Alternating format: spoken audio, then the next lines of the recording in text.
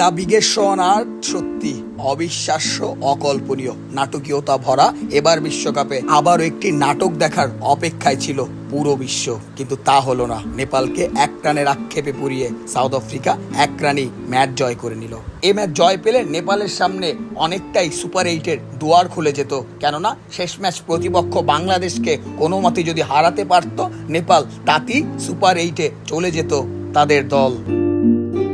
মাইটি south আফ্রিকার বিপক্ষে মাইটি নেপাল হয়ে উঠেছিল নেপালের অবিশ্বাস্য বোলাররা। ভালো ব্যাট করা আসিফ শেখ, এমনকি ভালো বল করা বাত্রার কল্যাণী মাত্র 116 রানই সাউথ আফ্রিকাকে থামিয়ে দিয়েছিল নেপাল। 116 রানের সহজ লক্ষ্যে ওপেনিং জুটিতে ভালোই খেলছিল নেপাল। রাবাদার সহজ সুযোগ মিস হওয়ার পরও নেপাল এগিয়ে চলছিল দুরন্ত গতিতে। শেষ 5 ওভারে নেপালের মাত্র দরকার ছিল 26 রান, তাতেই তুলতে ব্যর্থ হয় নেপাল। এমনকি শেষ 2 বলে 2 রান করতে ব্যর্থ হয় নেপাল। এই ম্যাচের পরতেই ছিল রোমাঞ্চ।